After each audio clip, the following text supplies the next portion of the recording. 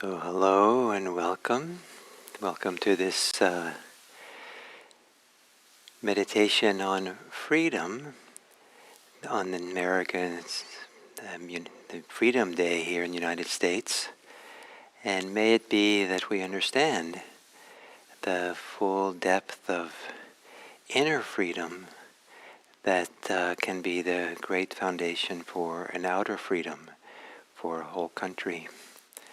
And so we are here to learn about samadhi and insight as a foundation for a phenomenal capacity for an inner well-being, an inner freedom. And the simplest way of understanding it is freedom from suffering. And the more developed understanding of it is that it's the freedom that will allow the most beautiful and wholesome parts of our heart to take the lead for how we live in this world. So,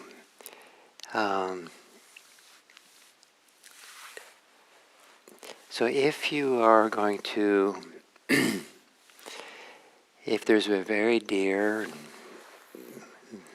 wonderful friend, old friend that you haven't seen maybe for a very long time, maybe decades even, because of whatever circumstance, but it turns out that they're going to be in town, and there's a 1 hour period that they're available to have lunch with you. And and you're looking forward to that, it's important for you, and so maybe you have things you have to do that morning, and so you're involved with your responsibilities, and you've set enough time aside to get to the place for lunch and to meet with your friend. And then you're heading there. You're walking to it or driving there, whatever you're doing. And then you start getting notifications about emails. You get notifications about wonderful opportunities. You get see billboards. You go past stores with interesting displays of things for sale in the window. You go by an important demonstration that's happening for some kind of social justice issue that is dear to you, important for you. You go by, so all kinds of things happen on the way, and you understand very well that you only have an hour with your wonderful old friend. And so you just hold the course. You stay. You have an important thing to do. You don't get distracted. You don't get pulled into these things.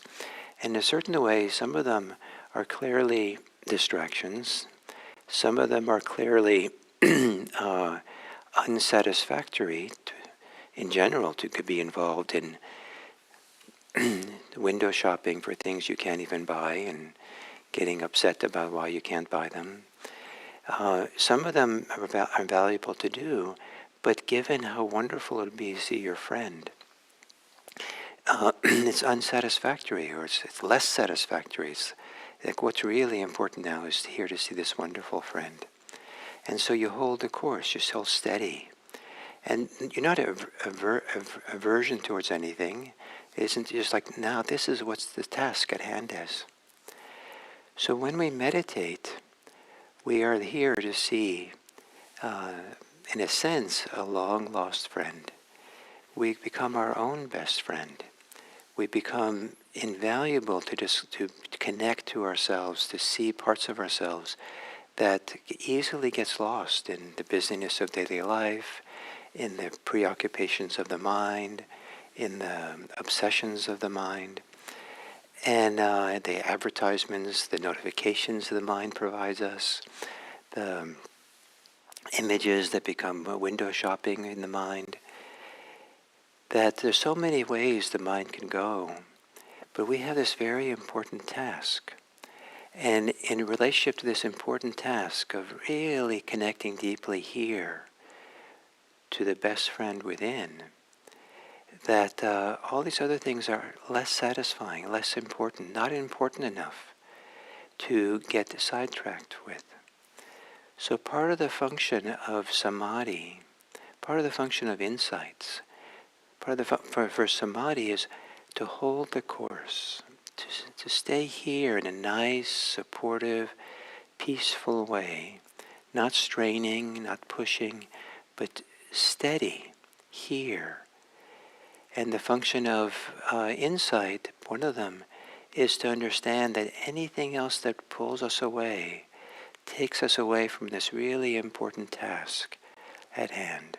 That these are other things, as important as they might be to think about, to be involved in, to react to, they're less satisfying, they're less meaningful in this wonderful hour we have, wonderful few minutes we have, to deeply connect to something profound here within us. And for today, I'd like to say that the capacity to discover the best friend that you will ever have can be discovered deep inside of your own self. And so, to assume a meditation posture,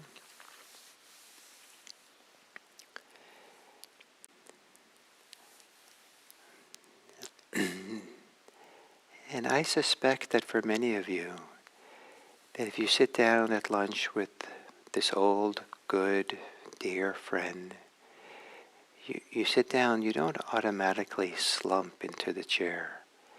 Probably there's a certain kind of alertness in the posture, delight in the posture. Like, oh, here we are. And there's a certain kind of wonderful energy arising from deep inside that animates your posture about the goodness of this moment. And to offer this to yourself, to meet yourself, sit down with yourself with a posture that you're going to meet a dear, respectful friend. And to gently close your eyes. And just maybe you can bring a smile to your face, a half smile, at the delight of meeting this old friend that's been with you your whole life, but maybe, just maybe, hasn't really been seen or contacted that often. But how fortunate it is to sit down here and now.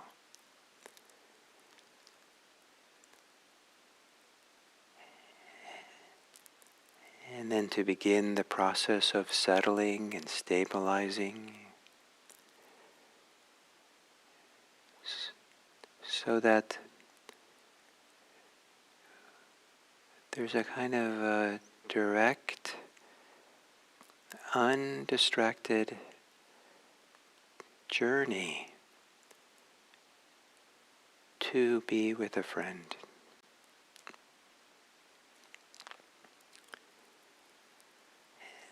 Taking a few long, slow, full breaths. Settling in on the exhale.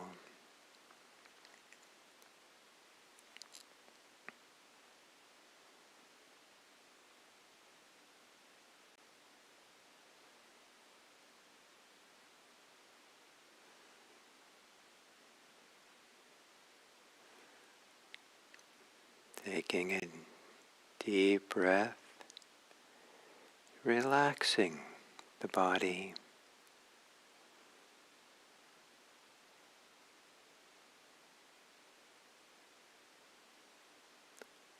Inhaling and feeling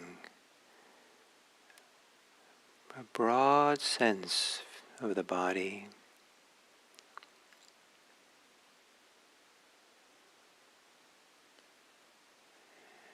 Exhaling a broad release of the body.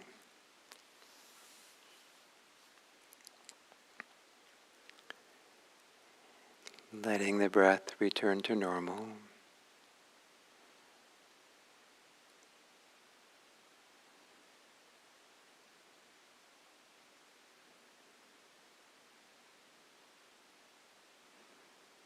And continuing a process of settling.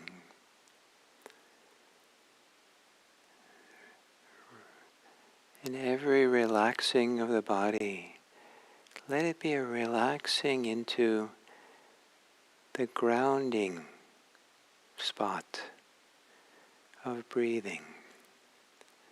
The place where breathing begins or ends in the depth of your torso. Settle into there.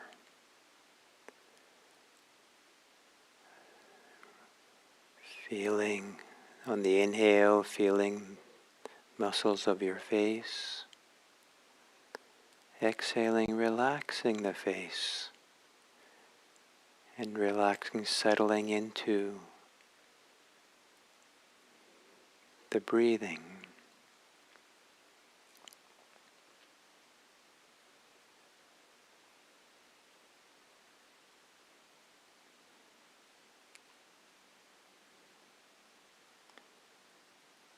Feeling the shoulders, and on the exhale, softening the shoulders,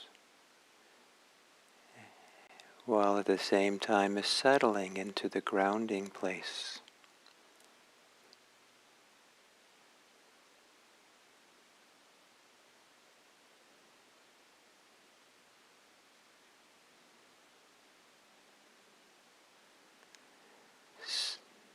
Feeling the belly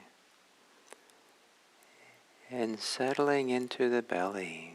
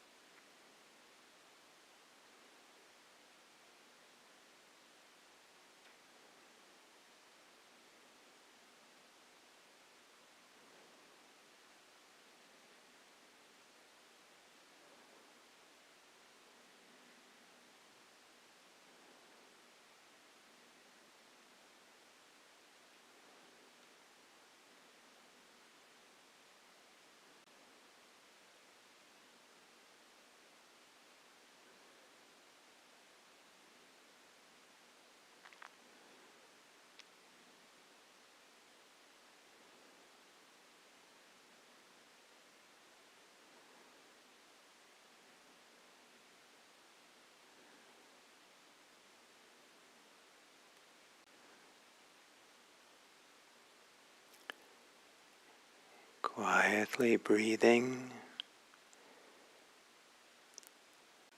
but connecting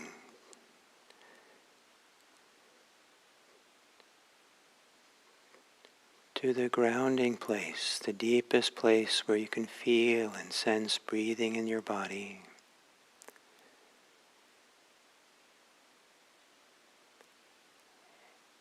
And to let go of all things, all thoughts, distractions, concerns, because breathing, being absorbed in breathing, is the direct journey to see your best friend within, to meet the best friend. And nothing at this moment has any more importance than visiting your friend. Everything else is not as satisfying, not as important. Takes you away from something invaluable. And for these minutes here, with the support of your breathing, stay on track. Stay with this gentle journey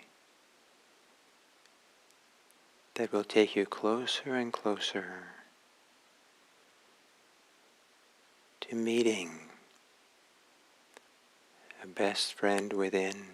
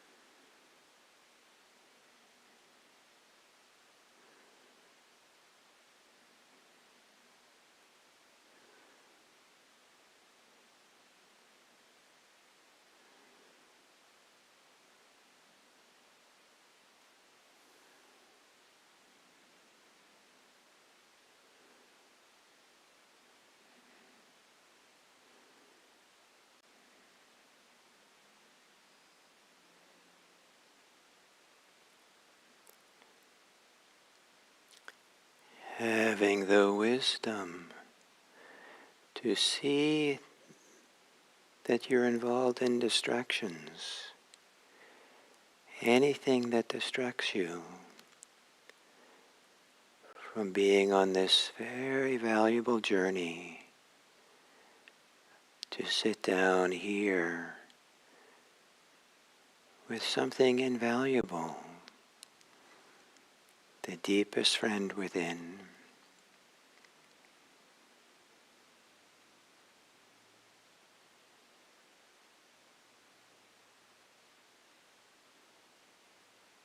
Stay on the journey.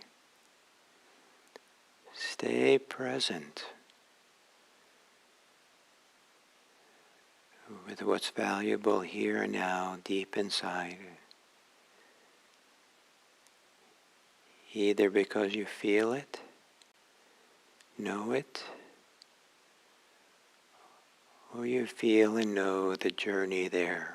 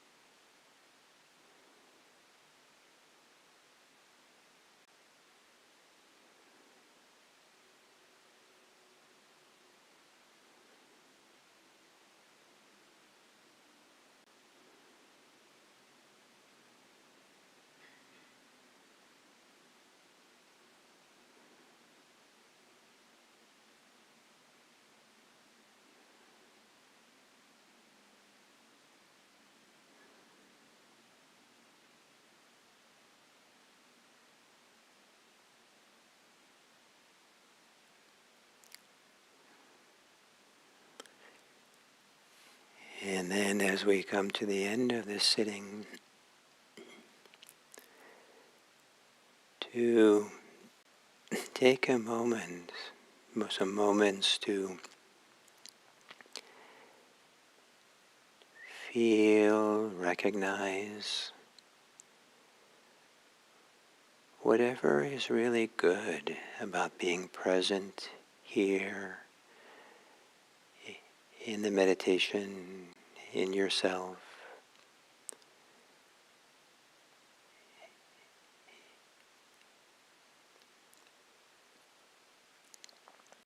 Is there some way of being present here and now that's satisfying for you, or at least more satisfying than how you usually go about your day and go about your thinking and preoccupations? Is there some way of being alive right now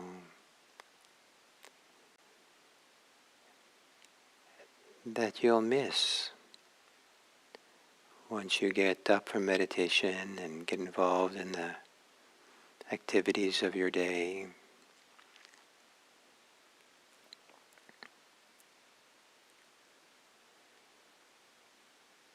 And if there is some way of being right now that's valuable for you or you appreciate, why give it up? Why sacrifice it for a way of being that's less satisfying?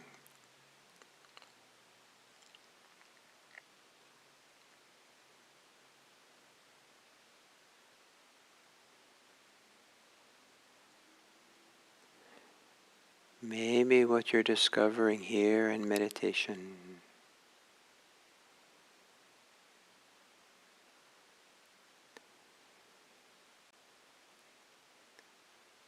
can be a way in which you can meet anyone as if they're a good friend. A simplicity of being, a simplicity of presence, a clear attention to others in an undistracted way can be the vehicle for kindness, for friendliness, for respect, care. May it be that this meditation that we do is here for the benefit and well-being of this world. May what we learn here in meditation help us to enter the world with a gift of well-wishing. May all beings be happy. May all beings be safe. May all beings be peaceful. May all beings be free.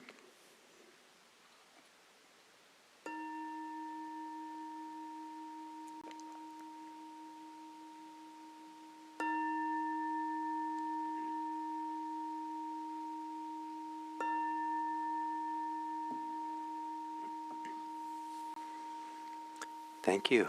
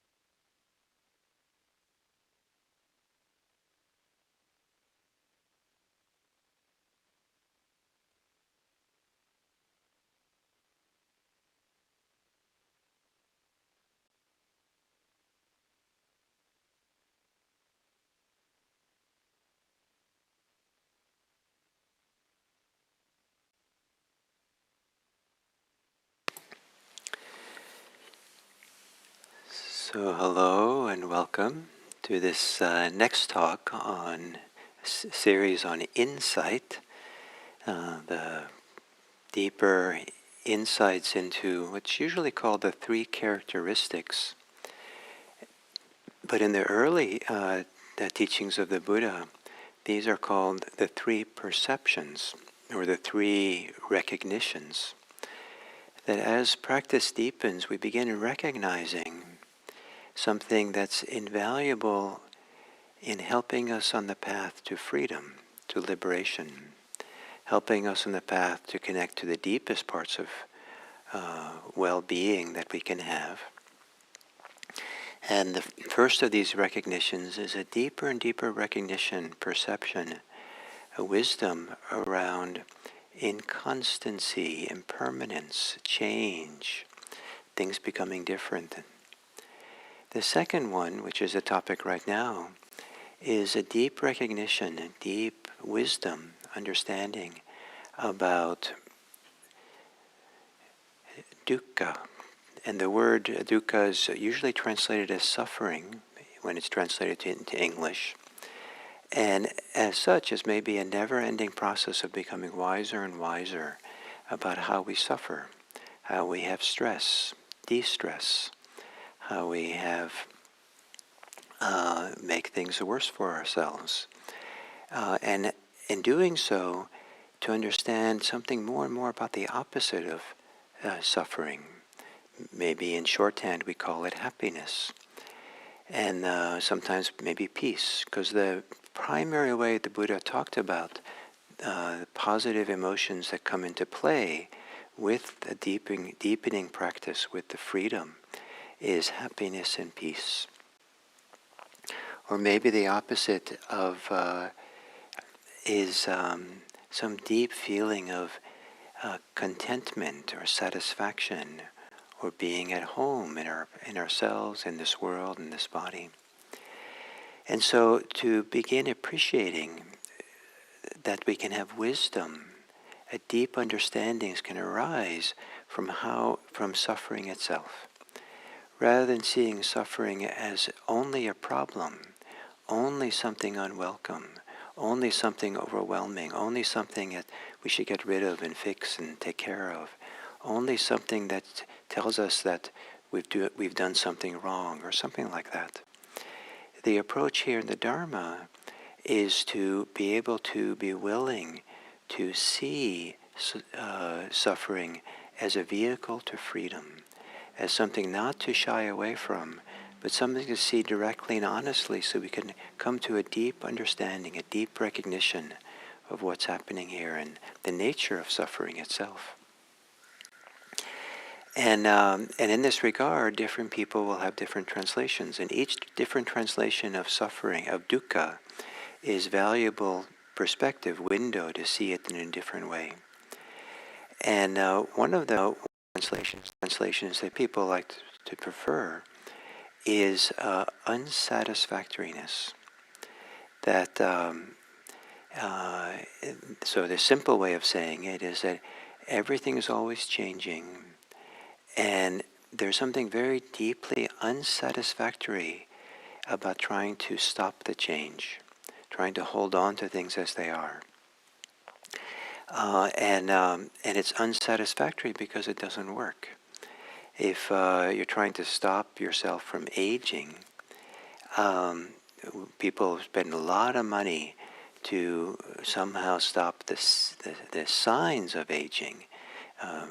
Facelifts and makeup and exercising and all kinds of ways we're trying to stay young in some way.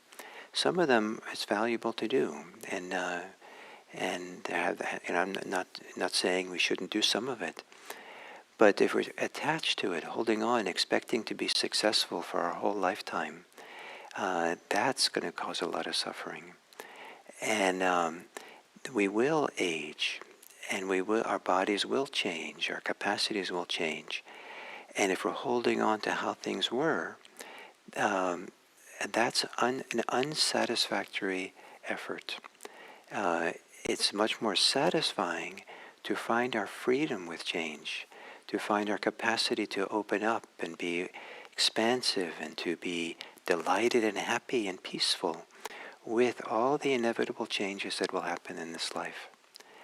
This is a tall order in all the complexities of life. But don't choose one really complicated, deep way and say that this is not right. I have to feel like it's unsatisfactory or not right. But we can become wiser and wiser in recognizing that the activities of our mind, what we're preoccupied with, what we do with our mind, is that the craving, the holding on, the tightening of the mind, that is unsatisfactory. Maybe in some ways we can recognize it's very unsatisfactory, to continue with this example,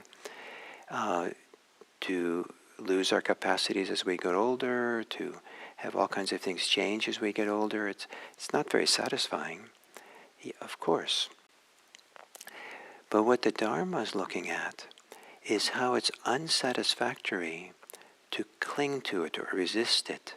That what we're adding on top of it, we can feel is not the best for us, making things worse.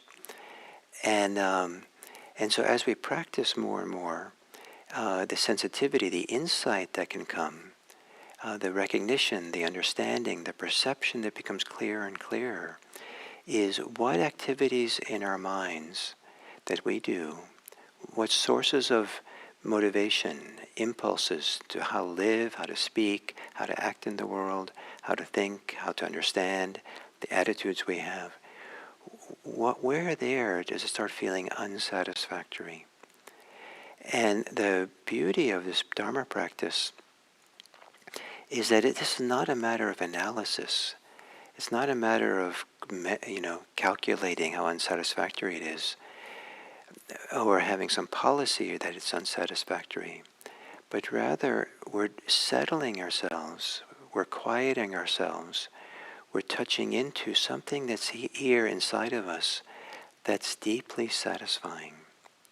That it's satisfying to feel peace. It's satisfying to feel at ease with oneself. It's satisfying to be calm. It's satisfying to have some deep wellspring of happiness and well-being. That there is something satisfying way of being. Just enough, it doesn't have to be dramatic, just enough to see that the activities of what we do with our mind, those are, and where we lose the satisfactory feeling, that those feelings are unsatisfactory. And this is what many people are blind to. There's a compulsivity, there's an authority to our preoccupations, our concerns, our attachments, the ways we get stressed, the ways we get tight, the ways we feel like things have to be different, the ways that we resist, the ways that we hold on to me, myself, and mine, the ways in which we think that we have to save the world. There's so many different ways that we're convinced to give up our deeply satisfying inner peace for agitation, for stress, for suffering. And we're so convinced in it that, or sometimes obsessed about it, so attached to it, that we don't even know we're distracted. We don't even know the sacrifice we're making. We're so distracted by distractions, we don't even know we're distracted. We're so involved in our stress that we don't think it can be any other way. We give so much authority to our self-talk, our ruminations, our self-criticism, self-preoccupations, and those thoughts, that we believe it can't be any other way. This is the truth.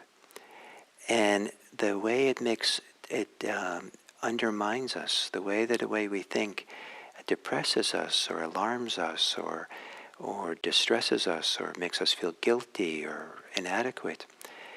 It feels like it's just part and parcel of the truth. And we're so involved in it, we don't think there's any other option. This is how things are. And so this way in which we lose ourselves in unsatisfactory states of mind that seem so real and so convincing and so absolute, we need powerful medicine to break through that and learn another way. And samadhi, settling, meditation, insight, deeper understanding can be a powerful support. And one of the ways is to begin appreciating that whatever way we are now, there's some connection, some deeper way, fuller way, happier way of being, just enough that we recognize that a different way is unsatisfactory. Maybe we're already stressed, but then something else happens and now we're even more stressed, and what the understanding is, the previous stress was better. Now I'm involved in some higher stress. So maybe just to be a silly example, maybe you're late for an appointment, and so it's stressful, and you're kind of involved in trying to get to the place on time, and you're worried about the consequences of being late. And then you see a window display in a store, and it isn't just simply you're attracted to it, but now you're stressed because you want to have it, and you want to get it at a good price, and should you go to some other stores to check it out? And now you can feel your stress level go even higher than it was before. Wisdom tells us, to add this level of stress is unsatisfying. This is unsatisfactory. And we have a clear insight, clear recognition, understanding of something that's now it's unsatisfactory. I don't have to do this. As the stress levels go down more and more, we get a better reference point for how this works. If we're already really stressed out, one more aspect of stress is we don't see the difference. It's all just a pile of stress. As we get calmer and calmer, settled and better, that insight into unsatisfactoriness becomes more and more clear. And then if we get below the stress level and start feeling a sense of well-being, that gives another different kind of vantage point for how we sacrifice well-being for something which is activity of the mind, which is unsatisfactory. And over time we get more and more wisdom about not only about what is unsatisfactory, unsatisfying, but what the mind can do. But even more important, we see we have the opportunity, we see we can not take that road, not get involved. We can let go of that, not do it. We have a much better thing to do. We have something much more valuable to do, and that is to come back here in a deep way, because it's in here, in ourselves, we discover our best friend. We discover the deepest levels of care, love, peace, happiness, well-being. Here is where we discover an inner beauty, where we can really value ourselves in a deeper way as our best friend. And that, in turns, this deeper insight into unsatisfactoriness also allows us to see other people in better ways, because we begin recognizing the unsatisfactory ways in which we add projections, judgments, interpretations on them that diminishes our own happiness, but also does very unfortunate things for the people that we're with. And to see the unsatisfactoriness of bringing stress to other people, the unsatisfactoriness to see them in a bad light, and the deep satisfaction of seeing people in their goodness, in their kindness, in their potential, in what's possible in them, and to bring love and care, respect to everyone. May insight into suffering, insight into unsatisfactoriness support you in a wonderful process of choosing the satisfactory way of living your life, moment by moment. So thank you on this Independence Day in the United States, and where we're learning how to find independence and freedom in our own hearts. And may the freedom and independence of our own hearts be the foundation for what we offer the world. So thank you. And one announcement that maybe interests a few of you, I was just reminded, and kind of delightfully, that on Tuesday evenings on the East Coast, it's at 7 p.m., the Insight Meditation Society has online offerings. A long time ago, they invited me to come to their book club to talk about my translation of the Dhammapada, an ancient, very important ancient canonical text, poetry. And so I'll be doing that on Tuesday, and it's free as part of the book club. And partly I'm kind of delighted and inspired somehow that almost 700 people have signed up for it. So it's not like a small intimate book club, which maybe I thought it was going to be. But it had maybe, with that number of people, I thought, wow, this is a different kind of experience. So I thought maybe I would offer you a chance to come as well. So thank you very much, and I look forward to coming back here on Monday.